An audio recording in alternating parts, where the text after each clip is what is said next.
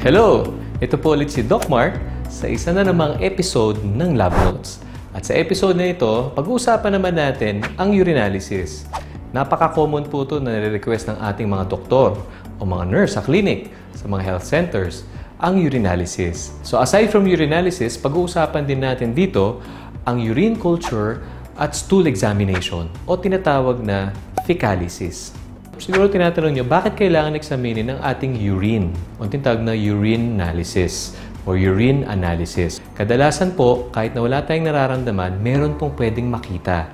Pwede pong magkaroon ng infeksyon, pwede pong wala.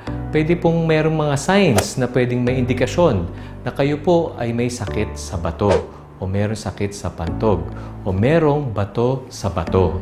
Pag may nakita po na signs ng infection dun sa resulta natin, minsan nagpapacheck din po na tinatawag na urine culture. Ngayon, ano ba yung urine culture? Ito yung para malaman natin specifically kung anong klaseng bacteria ang meron doon sa ating ihi. At pag natukoy na natin kung ano yung bacteria, infection, malalaman natin kung anong klaseng gamot o antibiotics ang pwedeng ibigay sa merong urine infection. Paano naman natin gagawin ang urinalysis? Ang gagawin lang natin, pupunta tayo ng laboratory at sasabihin sa inyo ng lab tech o med tech na tinatawag natin dito, ang midstream urine o midstream catch na urine. Ito po ay ang kalagitnaan ng ihi ninyo, ang dapat na ma-send sa laboratory.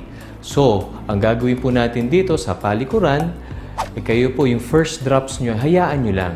Tapos biglang pigilan natin ang ating pag-ihi.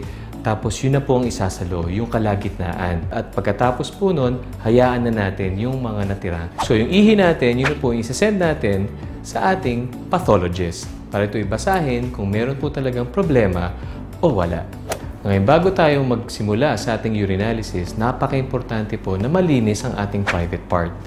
Bago natin i-catch yung tinatawag na midstream urine. Bakit po ito importante?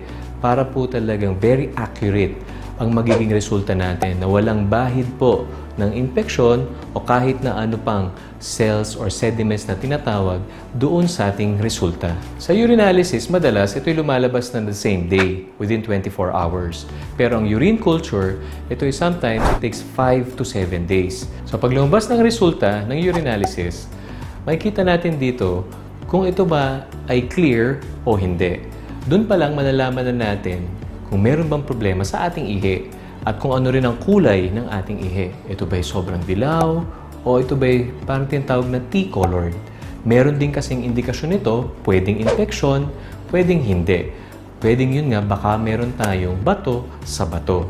Papakita natin sa inyo ang mga resulta ng isang normal urinalysis. Makikita natin dito ang specific gravity, ang pH, ang esterase, bilirubin, protein, sugar, na i-explain din po sa inyo ng inyong doktor. Ang susunod na pag-uusapan naman natin dito ay ang stool analysis o yung tinatawag na fecalysis or stool examination. Ngayon, ito ay hindi madalas pinapatest, pero kung meron kayong matagal na nararamdaman sa inyong digestive system o meron kayong matagal na diarrhea na tinatawag, ito ay pinapa-examina ng ating doktor. Pwede po kasi na meron din infeksyon na nanggagaling sa ating digestive system. Ang stool test, meron din tayong tinatawag na FOBT or fecalysis with occult blood test. Ito ay isang screening para po malaman natin kung meron tayong problema sa ating kolon. Lalong-lalo na kung medyo high risk po tayo. Ano ba yung high risk? Meron tayong kamag-anak na meron din naging problema sa kolon o tinatawag na colon cancer. So, ang ating mga kamag-anak, sinesend po natin sila for stool examination. Mas lalo na yung tinatawag na FOBT. Paano ba natin ginagawa ang fecalysis? Pupunta po tayo sa laboratory at ang lab technician bibigyan po kayo ng container. Yung ibang container dito, yung takip nila, meron ng pang-scoop na tinatawag.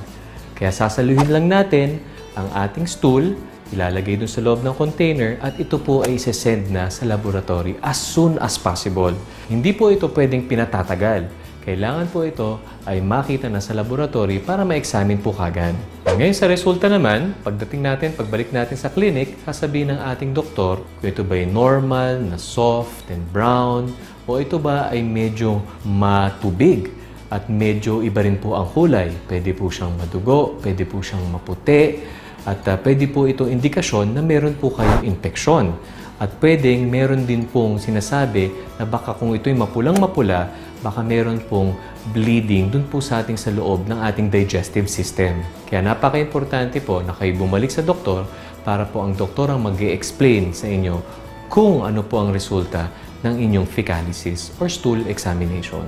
Sana marami kayong natutunan dito sa episode natin sa Lab Notes, hatid sa inyo ng tamang alaga dahil gusto namin gumaling kayo, aalagaan namin kayo.